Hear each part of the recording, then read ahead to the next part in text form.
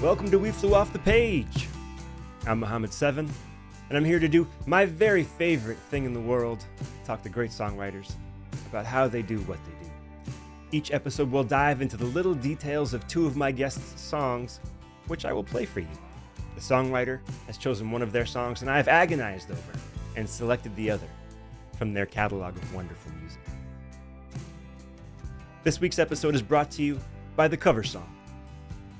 Here's how my past guest and old friend Chris Delmhurst invites us all to cover her songs in the foreword of her Selected Songs songbook. She says, "The songs gathered in this book have been good company to me. I wrote them for my own reasons, but you can sing them for yours. They're not delicate heirlooms. They're sturdy tools, and I hope you'll bend them to your hand, turn them upside down, use them in whatever way suits you. The recorded version already exists. Make a new one." Thank you, Cover Songs, for allowing us to stand on the shoulders of giants and try our hands at their grandeur and depth of emotion. Here at We Flew Off the Page, we appreciate you sponsoring today's show. Speaking of great songs, we used to buy an artist's album for $15 or $20. Now $10 a month gets you every album ever made through streaming. How does that math work? Well, it doesn't. It means that all music is now basically free, and independent artists are having to find other ways to make a living. For many of us, that includes crowdfunding in an odd and wonderful land called Patreon. If you like what I do on this podcast and on records, you can consider supporting my work for as little as $1 a month. You can find my Patreon at patreon.com/Muhammad7, which is in the show notes. We're still a new podcast here at We Flew Off the Page. We're small but mighty. And it'll help out a lot if you can review the show on Apple Podcasts. If you do, I might read your review at the end of the show. And lastly, you could share We Flew Off the Page with a friend and win my undying gratitude. Now, who doesn't want that? My guest today is Louisa Stancioff. Born and raised in rural Maine, Louisa has emerged as a gifted writer with a cinematic eye for richly detailed, emotionally charged character studies that grapple with the complexities of loneliness and desire, freedom and regret, guilt and forgiveness. A nomadic soul who spent stints living in Alaska, California, New York, and North Carolina before returning home, she grew up learning traditional Bulgarian music from her paternal grandfather's side of the family and reveled in singing American folk and roots tunes with her friends. Louisa's debut album, When We Were Looking, drops April 12th. Louisa Stancioff, welcome to We Flew Off the Page. Hello, thank you for having me. Louisa, you're a Mainer originally, but you've lived all around the country, again, Alaska, California, New York, North Carolina. What made you choose to live all those places? And I'm wondering, has that had an impact on your songwriting? Oh, for sure it has. All the places I've lived, I just kind of went with the wind. Whatever was happening, whatever needed to happen at that time, just kind of got pushed to one place or another. I haven't really been all that intentional about it, other than when I moved to Missoula, Montana. I think that was one of the only times I've been like, I need to go to Montana to find out what's out there. And I had just graduated from college, and I was living in Ithaca, New York, I think, for a little bit, your neck of the woods. That's right. And then I just had never been out west before. I think I'd been to Utah once, but I'd flown there. I'd never driven out west. But I had a band with my cousin Matt, and we were a trio, and then we became a duo. And because one of our bandmates had a baby and she had other things on her mind. And so we started just touring across the U.S. He set up this whole epic tour, and I was concerned about the money aspect of it, but he kind of figured it all out. He's very savvy in that way. And we were able to make it really work. And we got we went southwest route through Texas. And so we made it a road trip and a tour and had just the best time ever. Met so many amazing musicians and people, and I started writing a lot more songs just like being on the road. I realized that really helped things move through me, and we met other musicians that we kind of set up other shows with along the way too. It was just a lot of fluidity.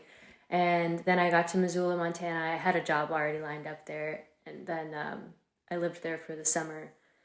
And I realized it wasn't exactly where I needed to be, but it was exactly what I needed to do though at that time in my life. And I also wrote some really important songs while I was there and realized how important music was to me. It had kind of just been a hobby up until that point. Like we'd gone on this epic tour, but it still seemed like a road trip where we played music, you know? And so, so I realized that I really did want to be in a community that was based around music, and Missoula was not that. It's like a really outdoorsy, awesome place, but it's not like I found that I was one of the only people that knew how to play a guitar around a campfire, which had never happened to me before. I'd always been in pretty musical places. And so I told Matt this. I was like, dude, I like kind of want to keep doing this band thing. Like, it's really fun with you. And he was like, yes, please. Okay, I'm going to set us up another tour. Are you down with that? And I was like, okay, sure. He was like, it's going to start in Missoula. We're going to go up to Washington and then back down and like down the coast. It's going to be so cool. We're going to go play in LA. It's like, dude, whatever you say. But yeah, we set up some of the musicians that we had met on the previous tour. So yeah, and on that trip, he had just moved to Asheville, North Carolina. And I knew about Asheville. I'd been there. I'd visited there. I'd really played a lot of music there when I was there. It's a music town, 100%. And he was telling me about some of the people there that he was meeting and the bands, and he was showing me some of their music. And I was like, oh my gosh, this seems really cool. I can totally see myself living in Asheville, North Carolina, and like I really wanted to be surrounded by musicians and be inspired by songwriters and just, players all around and get better at guitar. And I played fiddle too, and there was like a big fiddle scene there. I was like not as into that because I was trying to like move past that. I wanted to like get more into like electric music, like music that makes you want to groove a little bit. And and so then I moved to Asheville, North Carolina with Matt, and we recorded an album, and then we were based out of there for a little while. And I think every single place I've lived is like really totally bases what my music is about and like what happens and what I decide to write. I think I'm really inspired by just like looking outside my window and like what I see, you know. I see like a tree and, write about that tree. And maybe I totally get rid of that verse, but, it inspires something out of that, Yeah. Yeah. I really get that. No, it's really nice to hear about all of that. I really get that feeling from your music. It has a buzz to it, a sort of the excitement of, I don't know, a life well lived or a life not totally scripted and planned out, where you're sort of following. Yeah, I don't really have a plan usually. Now I have more of a plan in my life. I'm much more I have a more structured lifestyle. I have goals. Right. I didn't, though. In my 20s, really, I basically was just going with the flow 100%. Yeah. It's like seasonal job done. What's next? Seasonal job, play music. Who do I need to visit? Who haven't I seen in a while? Oh, that's where I'll go next. Okay, great. And that's basically what has motivated me is music and friendship. And then also always going back to Maine to see family. Sweet. What was that first band called? Diado. Diado? Mm-hmm. Spell it? You can find us on all the streaming services. Dyado. It is a play on the word grandfather in Bulgarian.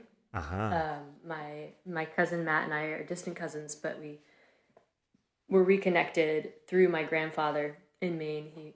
Matt just happened to be visiting Maine and working at a wooden boat, wooden schooner, sailing. And his mom was like, your great uncle lives there. Like, you should reach out. And he came up to dinner. This was when I was like 19.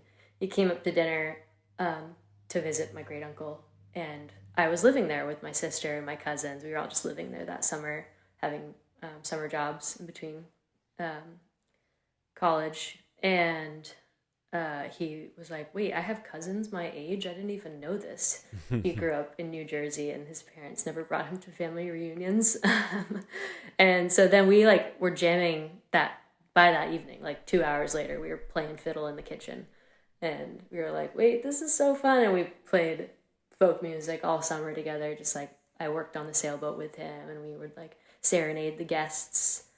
But the real person that brought us together was my grandfather, because he had this beautiful house that we all lived in Camden. Matt ended up living there summers after that. And he was just a really amazing dude. And his name is Dimitri, but we called him Diado because he's Bulgarian, and that means grandfather. And so when we were naming the band, it was like a couple years after that initial re-meeting. And we band names, agonizing. Like trying to figure out a band name is like such a wild journey. And I think Diado was one of our first ideas, but we thought it was so silly. We were like, that's ridiculous. And like everyone's always going to be like, what does it mean? But then it had been like 3 months, and we were still playing just like little gigs around, and we like around town, and people kept being like, what's your band name? And we still didn't have one. So we started saying Diado, and we really liked how it sounded. And it also looks really cool. Dyado. Totally. I can picture it, even though I'm not looking at it, can picture it in my mind. Yeah, I think it matters a lot the way it looks when you read it. And I think it's wonderful. It's so sweet to honor your grandfather, but also a really cool cool band name. Yeah. And he died a few years ago, and he lives on, So he was a really special person in my life.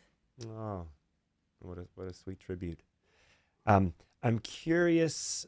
So traditional Bulgarian music played a important part in your life. It sounds like in your musical heritage. I'm Iranian American, and Iranian traditional music also played an important role in my life, as well as there's Iranian classical music, and then the sort of Iranian pop of the 70s, which mostly came out of Los Angeles, or Teherangeles, as we call it in the Iranian community. Also, kind of features in my musical education. And I talk about that being an influence. I'm a folk singer, an Americana artist. And there's a tension for me in my life where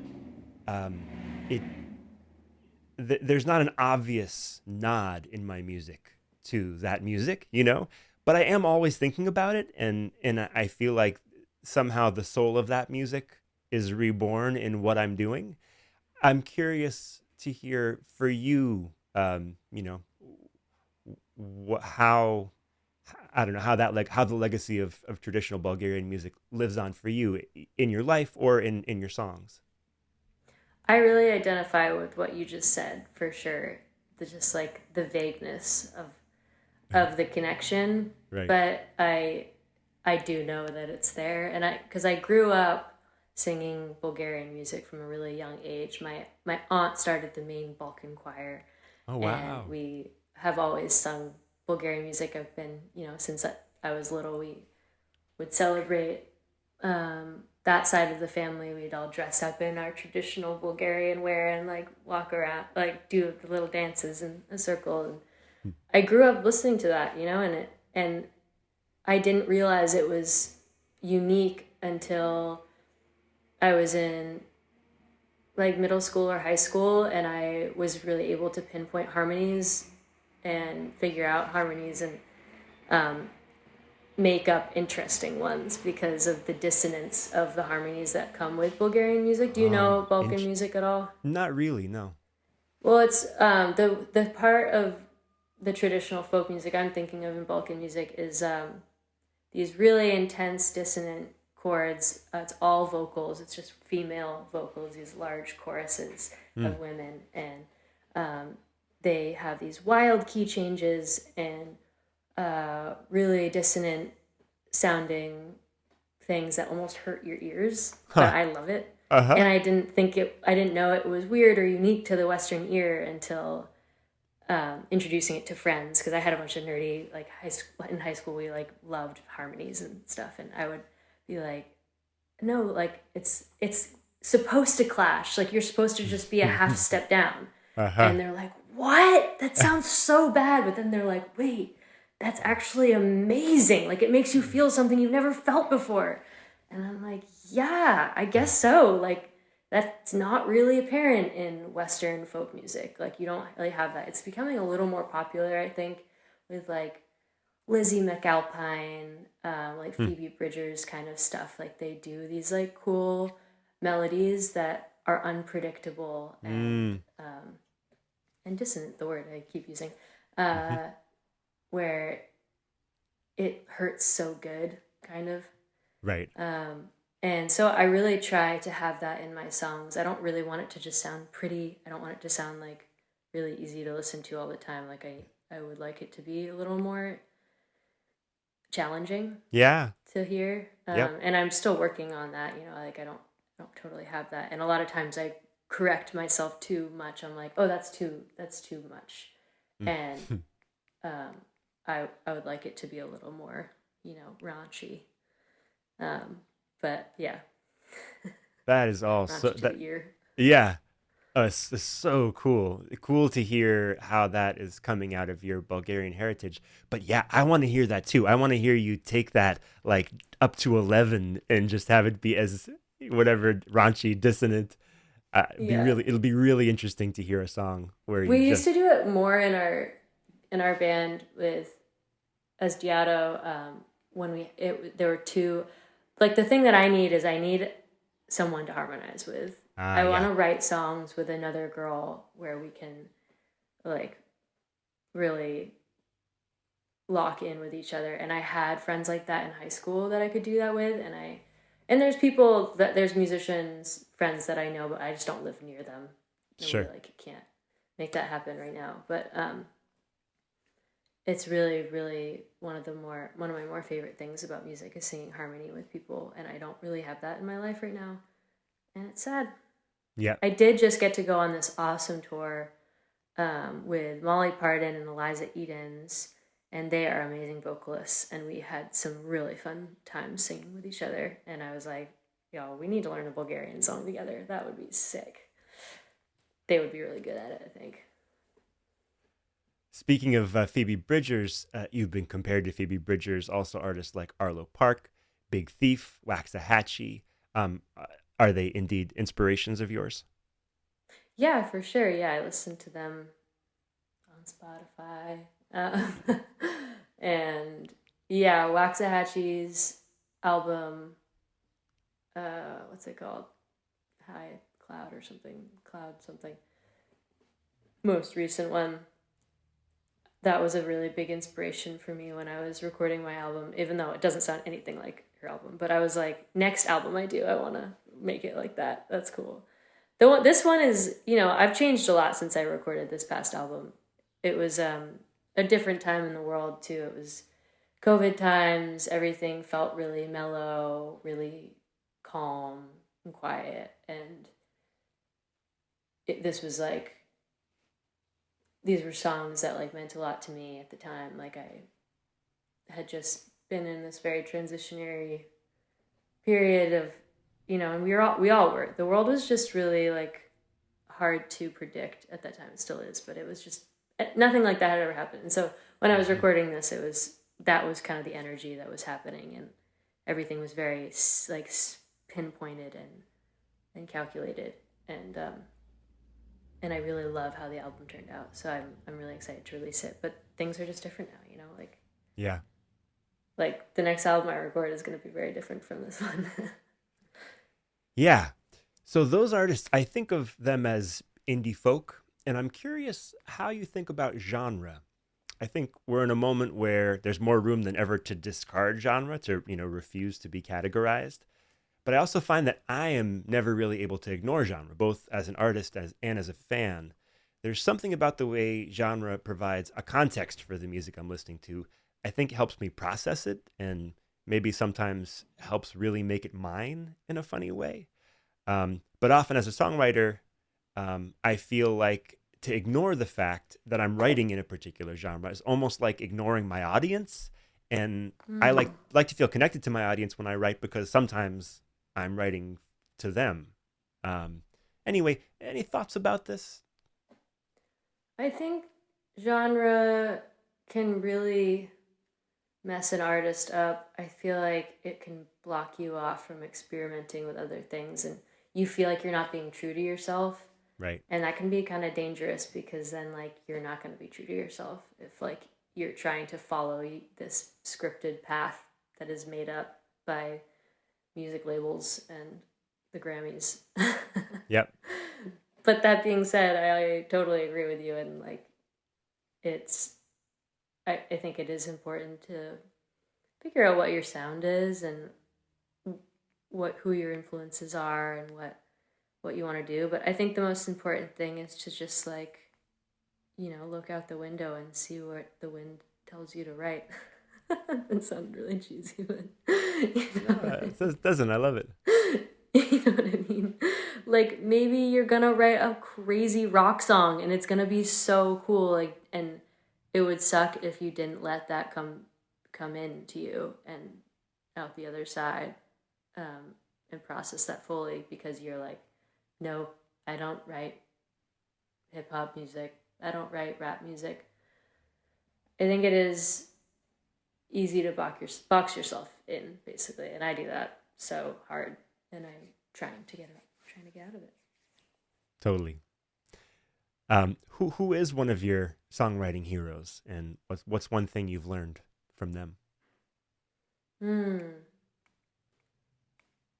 Arlo Parks is a really awesome songwriter. I love how she writes about just these everyday kind of mundane things, but like they're just so intense, and you can feel the fever rising off of it.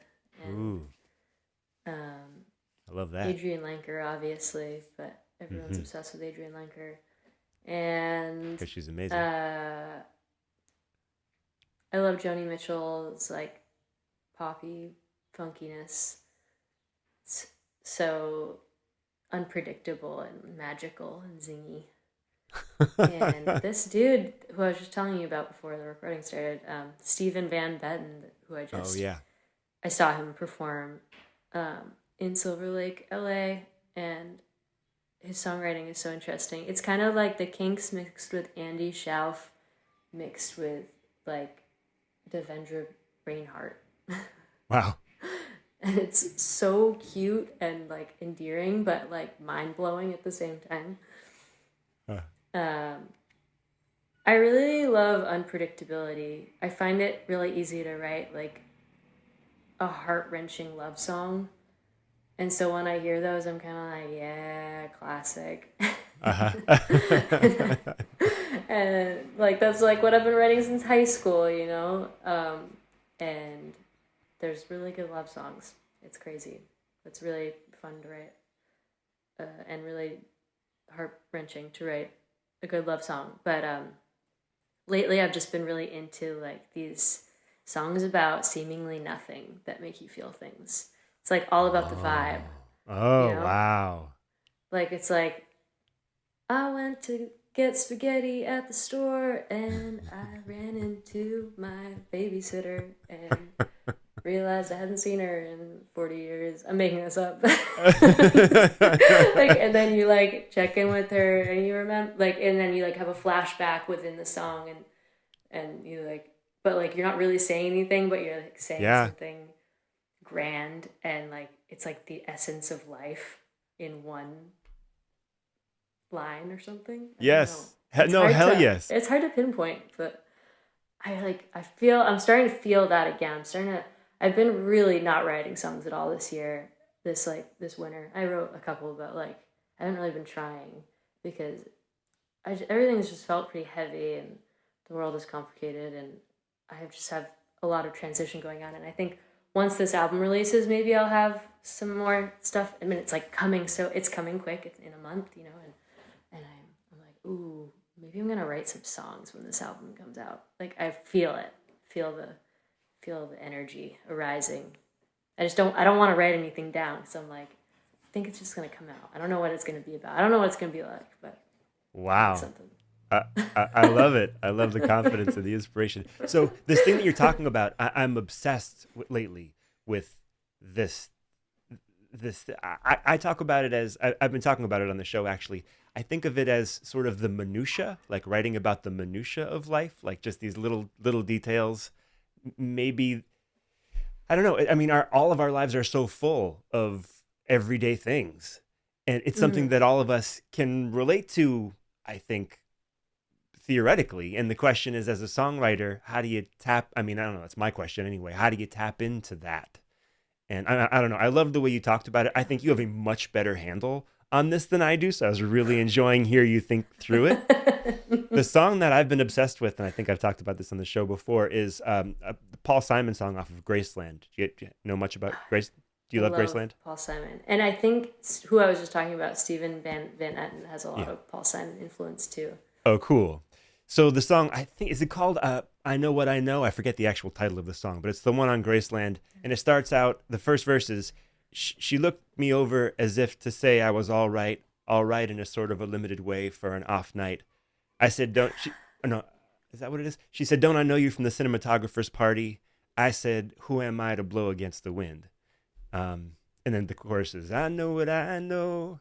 I say what I said. That one. Yeah, So yeah, I don't know. I look at that verse and it's like this sort of drab account of a rich musician in the 70s at a party that he doesn't want to be at, full of kind of plasticky people. Like I feel like that song shouldn't make me feel what it makes me feel, but I'm riveted by that experience he's trying to have, or the experience that he's having, whether he wants to or not, talking to somebody and the sort of measuring up of each other and the sort of mm-hmm. anyway, I don't really know how to talk about it. I'm not having a lot of success writing about it, but I'm really interested, and it sounds like you're kind of thinking about something similar. Yeah, yeah. I think it's just hard to know what people are gonna connect with.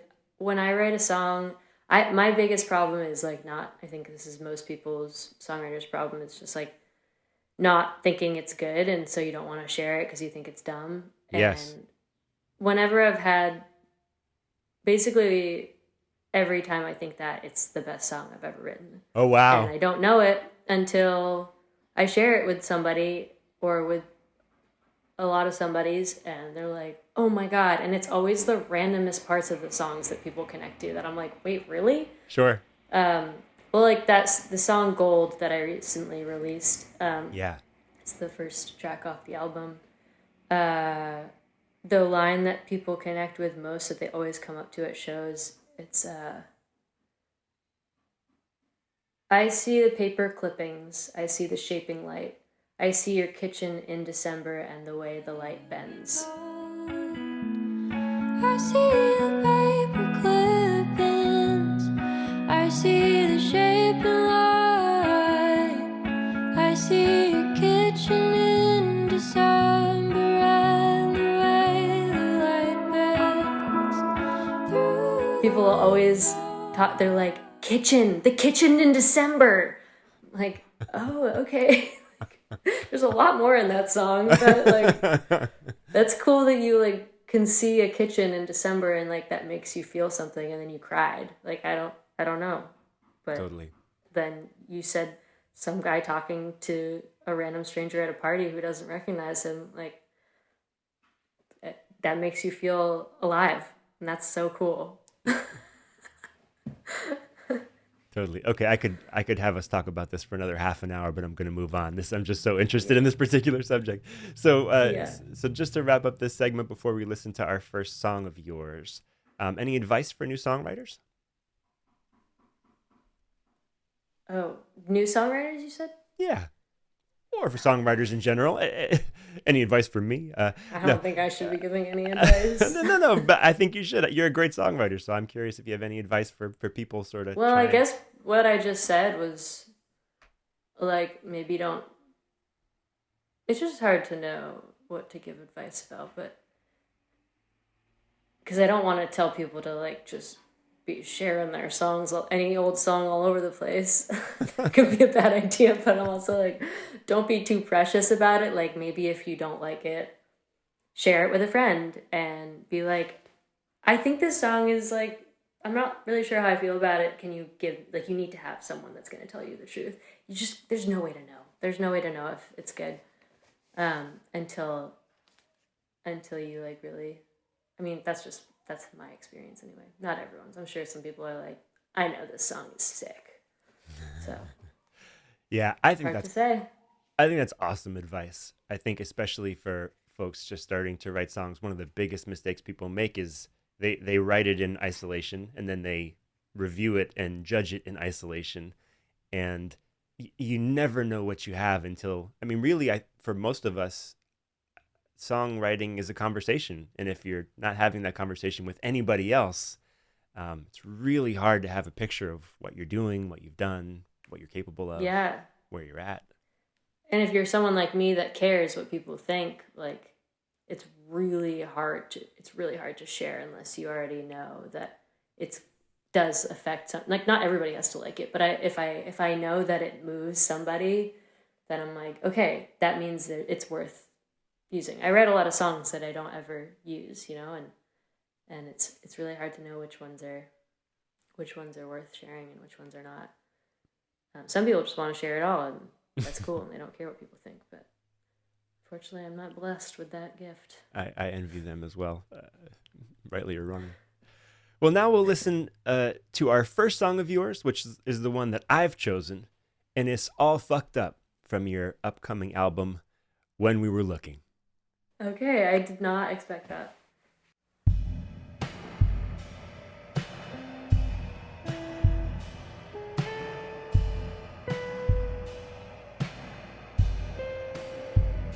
It's almost useless to try and find the words to say what we are. Now we're far apart, and I find it sad. Now I'm seeing clear. After all this time, after all this time, 'cause lately I've been feeling you didn't take the time to think of what you wanted or how to say goodbye, or to love me how I am, love me like you did. I was blinded by my love. Now I'm empty, all fucked up. An ocean shore, desert sun, the happiest feeling I have ever known. And I find it sad you couldn't find the words to help me understand how this could all make sense.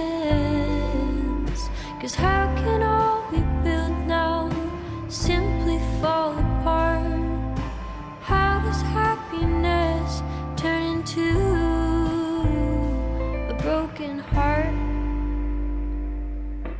Love me how I am, love me like you did.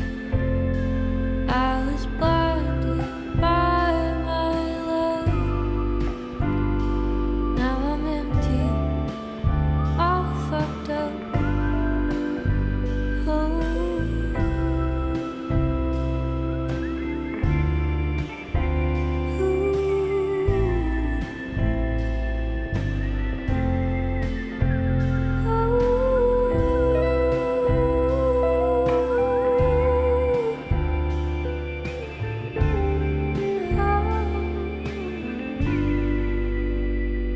Maybe someday, when you find the words, you write them down, pick up the phone.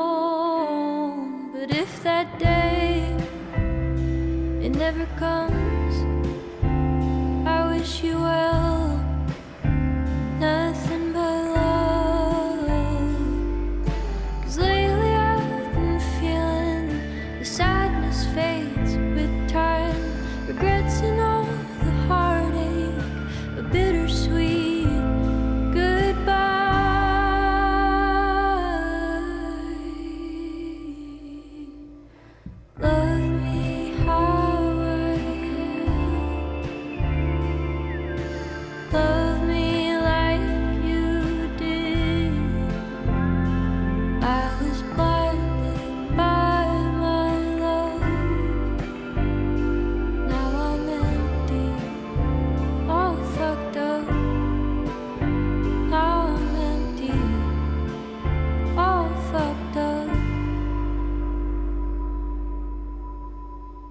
Again, that was All Fucked Up by my guest, Louisa Stancioff. I really like this song. It makes me feel something, which is true about all the songs on your album. It's sort of a torch song. We get the sense that you're still carrying a torch for this person who was your beloved. Often songs that look back at a failed relationship, look back in regret or anger. And this song was interesting to me on first listen because it blurs the line between love and pain and regret and joy. Listening to it, I was thinking, wow, she sings about loss in this song with so much love and generosity in spite of, what a very sad song it is. So that's interesting to me. I find that when people are upset about the end of a relationship, the one thing they almost never are is generous about it. Okay, so then I watched the video of this song on YouTube where you explain that this is actually from the perspective of a person that you broke up with. And that puts the whole thing in a different light. That's the twist. That's the twist. It's a cool twist. But yeah, anyway, the generosity of it really struck me. I don't know. Anything to say about any of that? I said many things. Wait, what YouTube video are you talking about too? You play it live in I don't know, it's 2 years ago or 3 years ago. It was like a live video Yeah, I got a letter so this was when right after I moved away from Asheville. I was kind of leaving because there was a relationship I was in that was very complicated, and I was like, I just don't know how else to end this other than to literally move my life far away from here. And so I went up to Maine and was just working on an apple orchard and doing some other random jobs. And he sent me this really epic letter that was kind of his final realization, like acceptance that we were not going to be together. And it was really beautifully written, very poetic. He always wrote very poetically and kind of in this dramatic form. Like it could be like read as a poem at a poetry reading. And I was honestly pretty removed from that relationship at that point. I think I had processed it on my own, selfishly. I had kind of already gone through all the emotions before we were completely broken up, and I was really ready to be moved on, and I was moved on. And so it was kind of like this, I was in Maine, it was cold, I was up in my grandfather's attic in Camden looking out at the ocean, reading this epic letter full of love and heartbreak, and I was like, damn, like I don't feel this way at all. It's like kind of, I mean, like I felt bad, I felt really guilty, but I didn't feel that way. And then I hung out with my friend that afternoon. I didn't know her very well at the time, but I was just driving down to help her buy a car in southern Maine, and she had just gone through this breakup. It had actually been like a year though, so she was still just like really processing it hardcore, and I honestly couldn't really relate to her other than the letter that I had just read from my ex-boyfriend. Interesting. And so I was like, I understand how you feel, but in a removed way. Like I can see where you're coming from, but also this is where he's coming from, because I'm like, I understand what he's feeling too. And so I was kind of like, maybe, I don't know if I was helpful to her at all. But it was just it was a big day of heartbreak, but none of it was mine. But I was witnessing a lot of it and taking a lot of it in and really processing it and being like, damn, that's like really intense. And I had my own version of that months before this had happened, but it's just really different, all heartbreak is different. And I wrote this song in like, a few hours. It all just kind of spilled out of me, and using some some like lines inspired from his own writing. And yeah, the chorus really just came for me, like just all fucked up.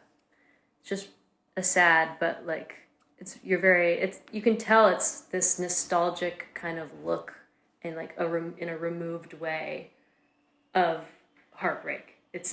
You're not really experiencing it. So it was funny to hear what you just said about it. Like you're like are heartbroken, but like you have like you're very graceful about it in this way that is like it's not real.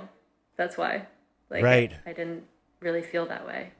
Right. That's so. And I've honestly never felt that way before. I've never had like a heart-wrenching breakup where I've been like totally cut down and unmovable. Like, and I've had friends describe that to me, and I'm like, that sounds fucking terrifying. Like, I can't even imagine that. Like, I don't ever want to experience that. Yeah. Yeah. So that's that song. But it's more complicated than that. I actually wrote this song, and it was very straightforward, like Americana folky.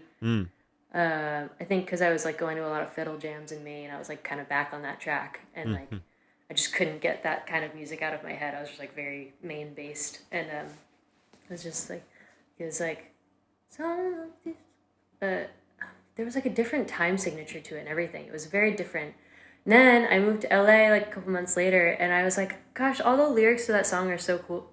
They're so cool, and like I think they flow really nicely. And it all just came pouring out of me that felt really genuine in this interesting way that even though it like wasn't genuine, but like it was. I was listening to Faye Webster. She had just released a lot of music, and I really loved like her 9 chords kind of jazzy sort of vibe, but like still like it was like hip hop based, but like folky. It was interesting. I just never heard anything much like that, and I started messing around with like 9 chords and turning things into switching around like straight up, cowboy chords to be a little more dynamic and interesting. And I also totally switched up the way I sang, the melody, and the whole vibe of the song. The whole vibe of the song was completely different.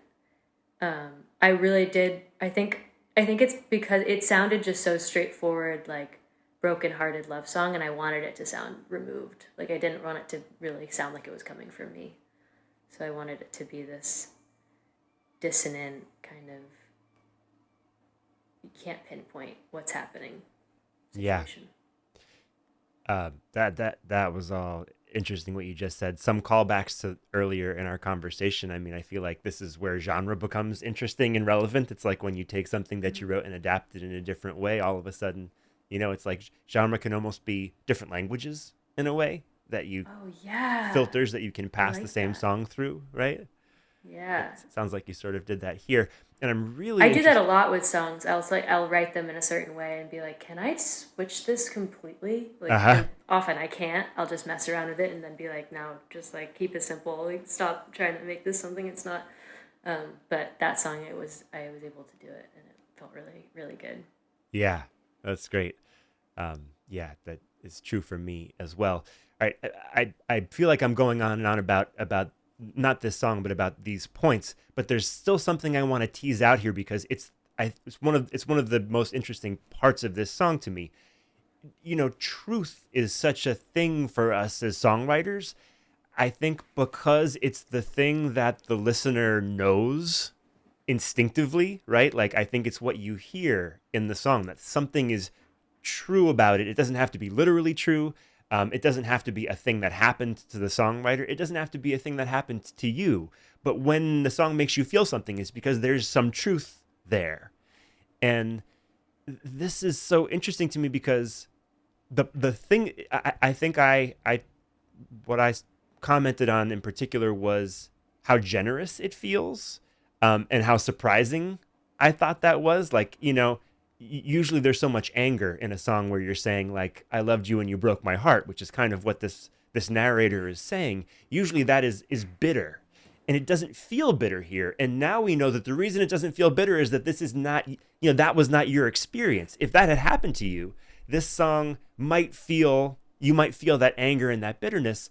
You've somehow channeled your ex-boyfriend's, experience and his letter and his poetry in this way. I don't know. I'm not sure exactly what I have to say about it, but it's very interesting to me because there's so many layers to it. And I feel like that ends up feeling like there's a wonderful truth in it, even if I'm not exactly sure, even with the backstory, how to explain it or understand it. Anyway, I won't say more about it. You're welcome to say a last thing. Well, I think if we want to analyze what he was going through, he had a really hard couple months that were filled with a lot of anger and sadness.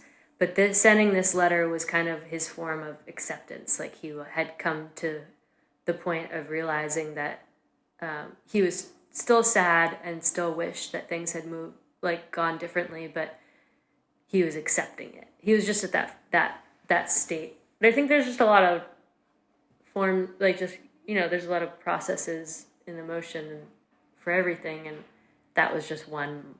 That song is a snapshot of just that one time. Like maybe it's just a moment. Like maybe it's just a moment of being like, yeah, it's just never gonna work out, and that's sad, but that's how it is. And maybe someday she'll pick up the phone, and we'll talk it out. But right now she's not going to, and that's heartbreaking. But I almost get it. I'm just really fucked up over it. Oh, that's so interesting. Okay, so now I have a new take, which is I think what I'm hearing then, or the reason this is touching me in the way that it is, I think I'm hearing two kinds of generosity. One is his generosity of trying to write you a letter to own up to his end of it, or to, to say, I loved you and this is hard for me, but I get it, which maybe is generous. I don't know. It seems like you felt like maybe. No, he is. No, yeah, he's a really good person. And like this letter was really thoughtful and loving and sad, and also just, and like he wasn't trying to make me feel bad. It was just he's telling the truth and saying like, I get that you're not going to pick up the phone. Like I get it. Right. And but then like, here's how I feel. Sure, totally.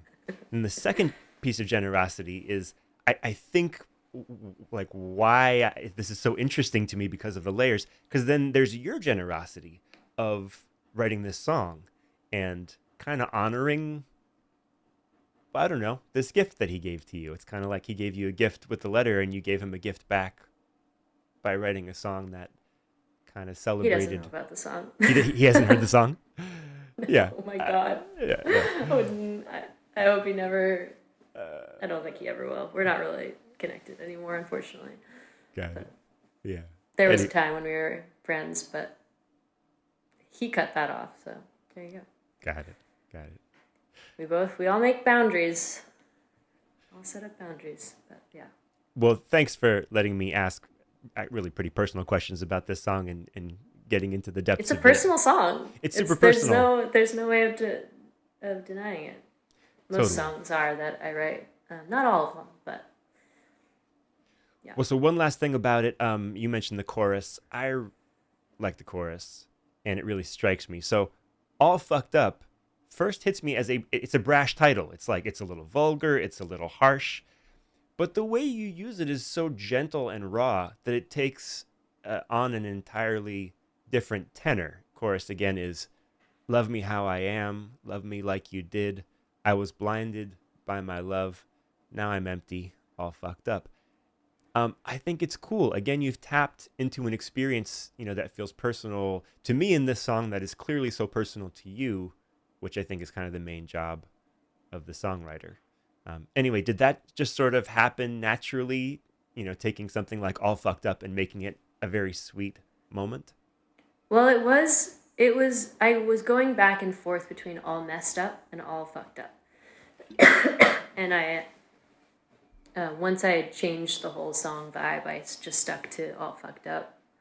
It's also like living in LA, and that felt like, if I was in Maine, I probably wouldn't have written All Fucked Up. Oh, yeah. I'm mostly just playing to like really kind old people that I don't want to sing that to.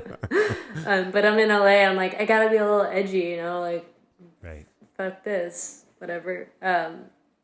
And I like how it sounds though, because it is kind of like, whoa, this is a cute, sweet song. And then you're just like, oh yeah, that is how that person feels. It's like, they're not just messed up. They're pretty fucked up after that heart-wrenching loss. But yeah,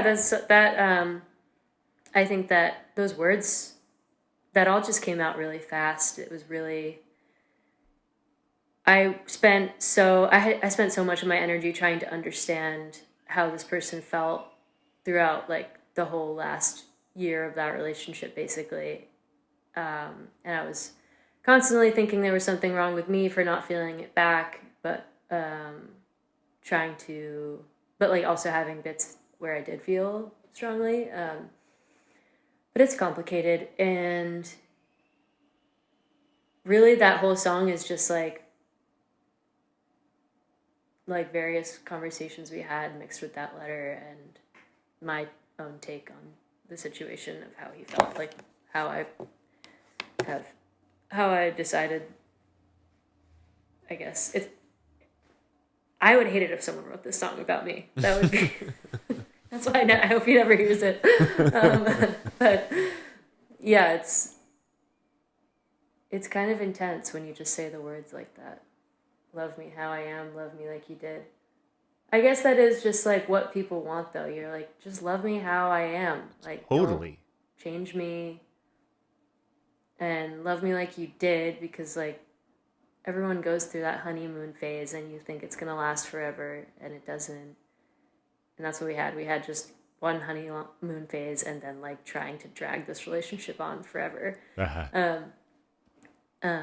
I was blinded by my love. Like he was totally blinded, like thought that I felt the same because he felt so deeply. Mm-hmm. He like gaslit me into thinking that I was supposed to feel the same way. And he made me believe him for so long too. Like, and then I was blinded by my love, and now I'm empty because it like seemed like I just picked up and walked away, but I did not. Right. It was you had a different like experience.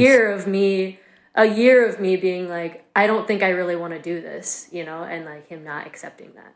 Wow. And that's just like such a classic thing in most relationships. I think that most relationships in your 20s, like one person is like totally blinded by their love, and the other person is like, I don't know if this is what I want. Get away from me. Yeah. Yep. Very lastly, it's interesting to me about swearing in songs. I just had a conversation with one of my songwriting editors. I wrote, I had the word asshole in a song. He really didn't like it. And he's this particular songwriting editor is not a songwriter, but a prose writer, a novelist, and had a strong feeling that like the only good excuse to use a swear in a song is if like nothing else will do. Like it's usually a sign. He was saying to me he felt like that you've settled for something easy when you could have found something more specific. And I really puzzled over my song, and I felt like when I took out asshole, it just changed. It lost its purpose. And I feel like that about, like if this song was called All Messed Up, I feel like it would really be defanged. Yes, thank you for Yeah. validating my word choice. And I love the LA connection because it goes to your original talking about, the way that the places that you live affect your songwriting. It's like 100%. really cool. 100,000%. And the reason I like kind of want to move away from Maine, not because I don't like it, but just because I want to like be challenged again and like write different things that I wouldn't write, and not think about this small town crowd that I play to all the time, like Right. sometimes it's fun to think about just that, but I want to be thinking bigger, and living in a place like LA makes you feel that way. Like you can do anything, anything's possible, and like you should do anything because everyone's doing everything. I love it. Okay, now we'll play the song that you chose, and it's Cigarette, also from your upcoming album.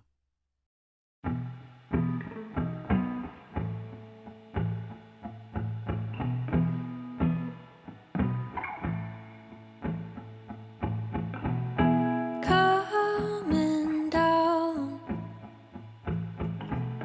fading light, face facing left, but looking off to the right.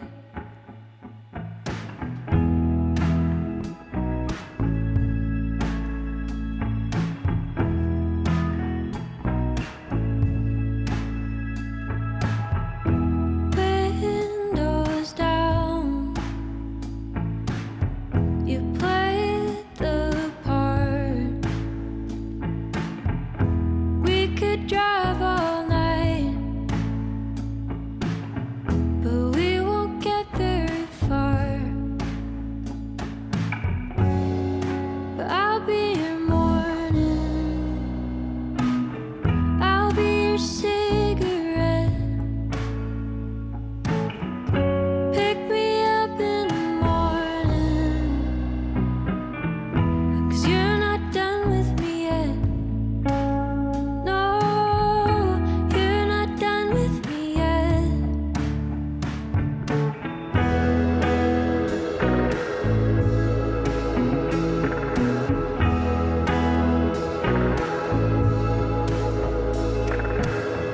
You picked me up from the airport in your truck. It's not new, but to you it is. Single cabinet's a piece of shit, and you like it like that. Oh, you like it like that.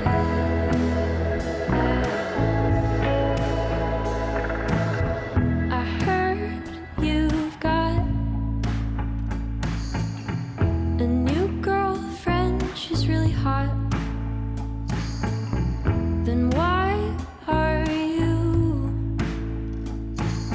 looking at me like you used to? But I'll be your morning, I'll be your cigarette. Pick me up in the morning, baby, 'cause you're not done with me yet. No, you're not done with me yet.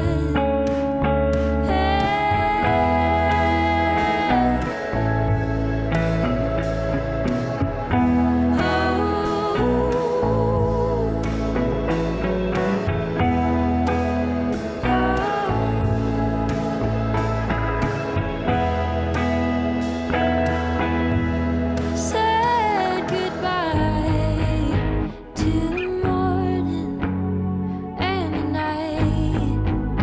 Like a smoking fire, you wanna light me up one more time.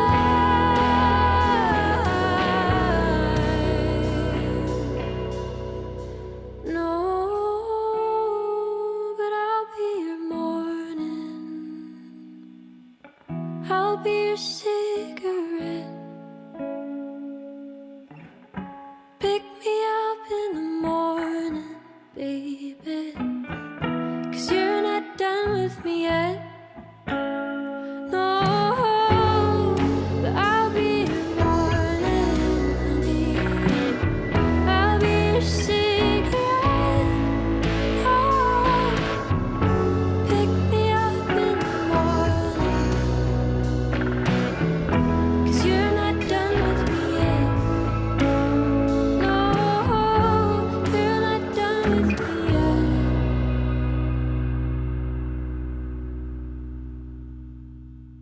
That was Cigarette by my guest, Louisa Stancioff.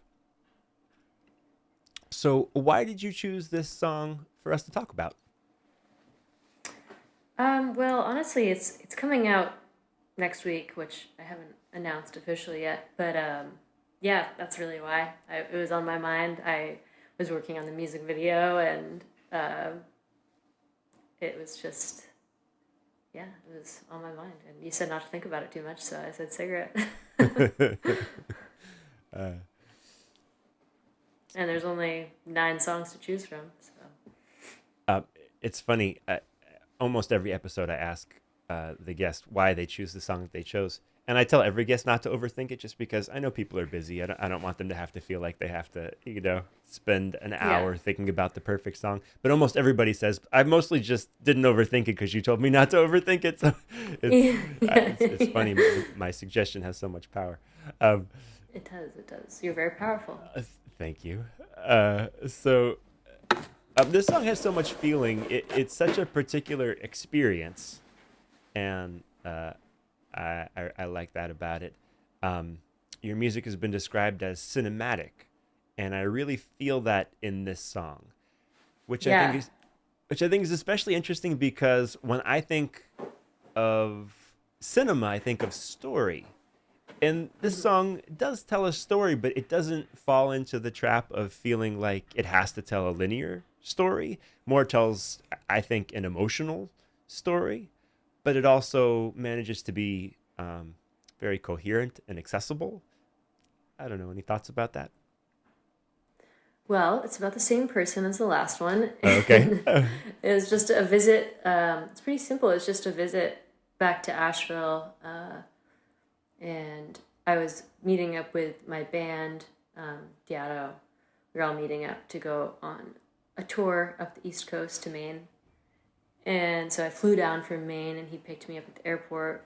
We were cordial, and like I missed him. Like I missed being around him. He was my best friend, and he obviously missed me too, but maybe in a more intense way. Yeah. And but he was seeing someone else, so like felt safe, and and so it's just a story song about that experience, really. Like obviously it wasn't safe, and you shouldn't hang out with your partner you recently broke up with 4 months later and stay at their house. Like probably not a good idea unless you want to start up a relationship again. But I wrote a lot of songs that week that I was there. I wrote Gold that week. I wrote this song called Let Me Know that is not on the album, but should be. And I didn't write this song, but I was writing a lot of words and just like in my journal and stuff. And when I was living in LA a few months later, I had a friend of a friend around the corner, and he was a songwriter, and we met up to write a song together. And I am often compared after shows. People say like, "Do you know the Cowboy Junkies?" And so I, of course, have looked them up because of that. And their cover of Sweet Jane is one of my faves. Oh, cool. And so I was really listening to that a lot, and I went to my friend Zach's house around the corner from me, and I was like, I want to write a song like Sweet Jane, like literally using these chords. And there's like thousands of songs with those chords, but we set up a whole like vibe. I was like, I don't want to write a folk song. I want to write like kind of a different kind of song than I've ever written. And so he set up a drum machine, which helped, and like some keyboards situations. And I sang into a microphone and recorded the whole thing, and this song just kind of came out of it. And I didn't have any words. I didn't know what it was about, but I had the whole melody and the chord structure. And I was like, I lit a cigarette, not done with me yet. Like, something like that. It's like, cigarette, done with me yet. Like, I don't know. And then one evening, my roommate was cooking me dinner, and I like wrote all the lyrics just sitting there, and I was like, oh, guess I'm not done writing songs about this person yet. It's been a really long time.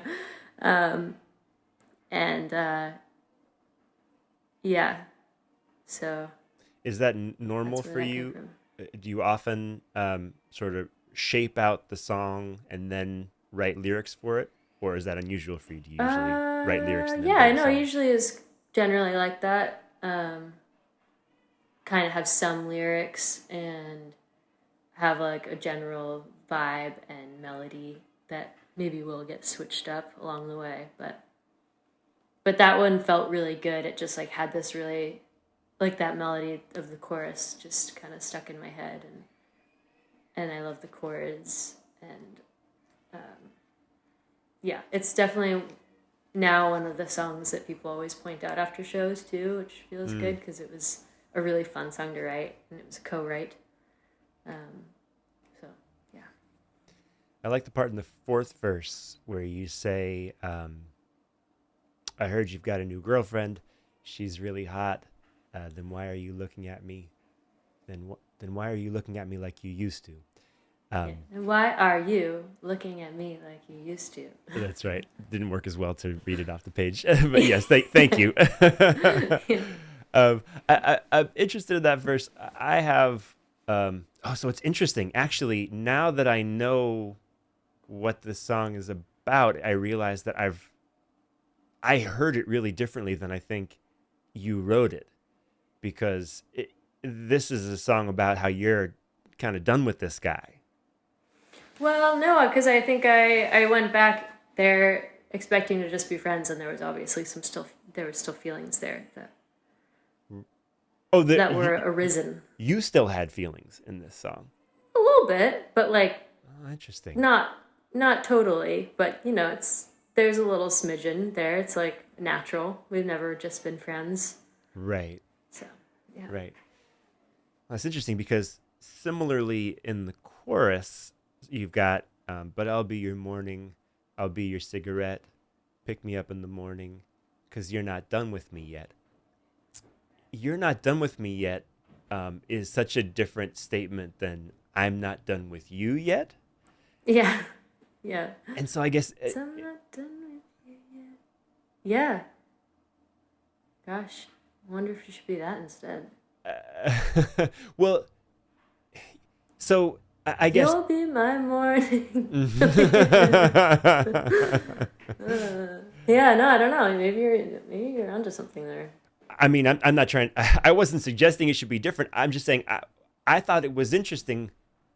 I don't know. I'm not done with you yet. Sounds like something I've heard before. It sounds more obvious. You're not done with me yet. What really struck me. I don't know. Yeah, I guess calling yourself a cigarette is pretty drab, pretty dark.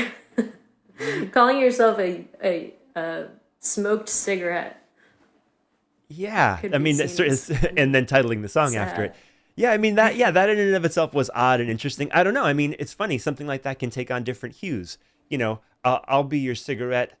If you look at it from the perspective of like a smoked, finished, dirty, gross cigarette, then yeah, that is troubling. But if this is somebody, I don't know. I think I heard it differently. I heard it as somebody that you love and a person who loves their morning cigarette, and that you associate that's a positive association for you, the writer. That's the way I heard it. So I actually didn't hear. Yeah. You're addicted, and that brings you pleasure, and it's bad for you. Right. All of that. Right. I mean, I suppose he knew I was bad for him. That was something else that he knew. He was like, "You make me a crazy person. Like you've turned me into a crazy person." And like I know that we're not good for each other now. Like you've laid it out, and I understand, but I still like want this, and it's just complicated when you're on the other side of things. Like you don't want to push, you don't want to like make things, you don't want to be the person to like make someone sad, even though, sorry, my friends are all looking at me right now. Don't do it. They're going to moon me. it's a podcast first. I love it. But yeah, it's hard to be on that side too. Sure. Yeah, relationships are just hard, and yeah, and there's lots of layers to them, lots of sides to them, lots of ending and starts and endings and starts, and this is just another part of that.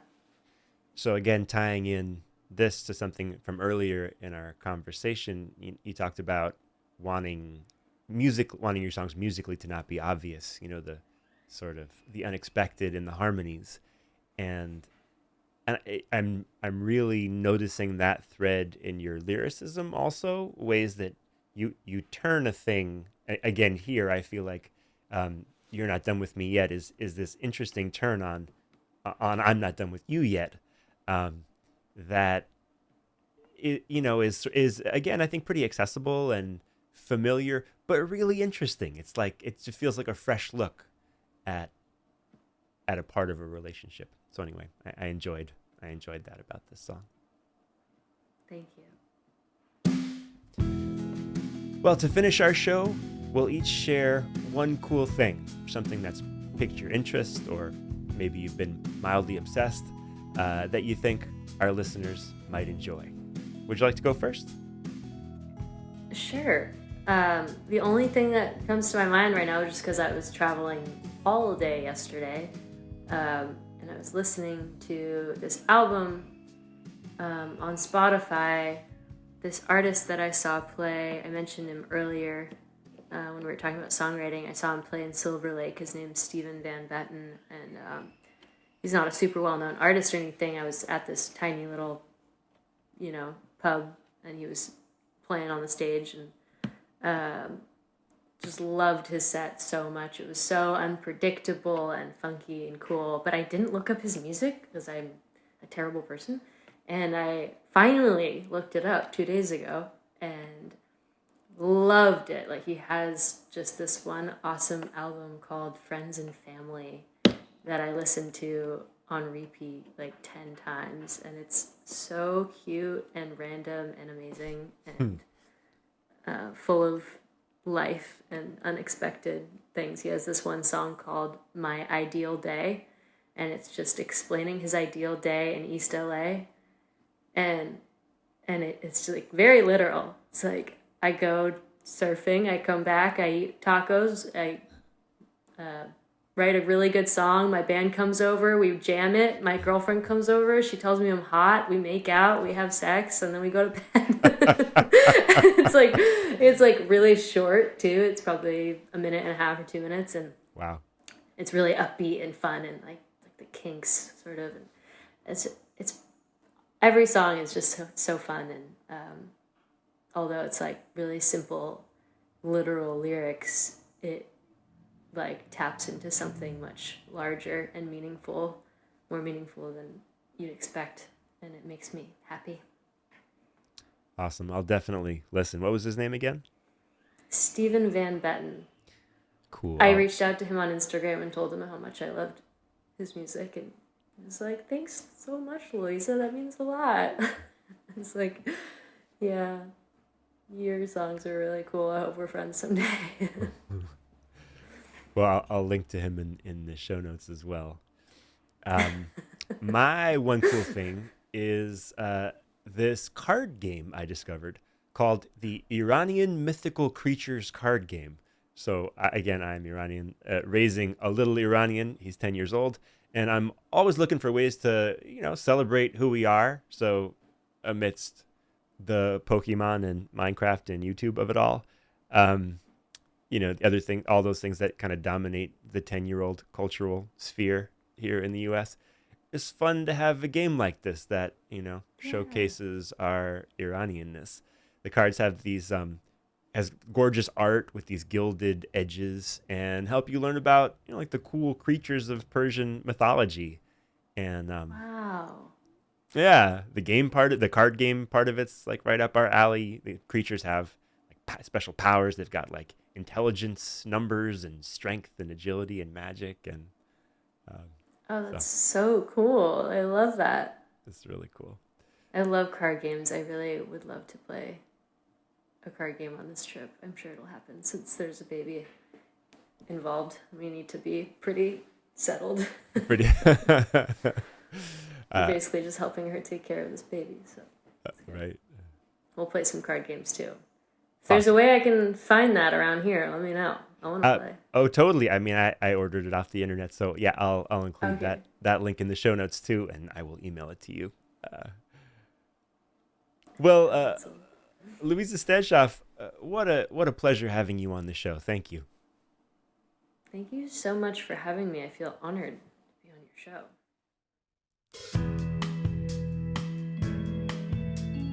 You can find everything Louisa Stancioff at louisastancioff.net. If you enjoyed the songs of hers that we discussed today, you can visit her website and pre-order her upcoming debut album.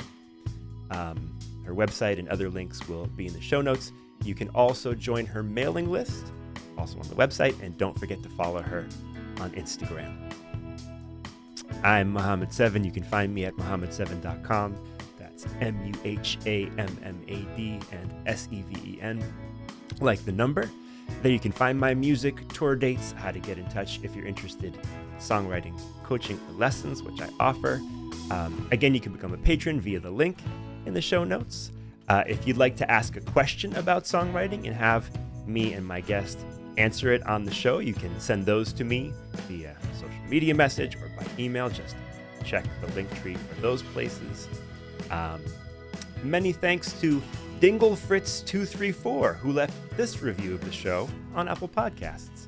Quote, "This podcast is a must-listen for song lovers, songwriters, and anyone who gives a dang about art in general. Honestly, I've listened to a number of songwriter podcasts that claim to, quote-unquote, go deep, but none of them hold a candle to this one. Muhammad knows how to gently pull a thread of conversation and tease out the larger tapestry. Top-notch listening." Thanks so much, Mr. Dingle Fritz. It's mighty kind of you. Wow, that is a beautiful review. Isn't that a gorgeous, glowing review? I know, I feel Yes. so honored. I'll leave you today with this quote from Tom Waits, who said, "For a songwriter, you don't really go to songwriting school. You learn by listening to tunes, and you try to understand them and take them apart and see what they're made of, and wonder if you can make one too." All right, I'll see you back here next time on We Flew Off the Page.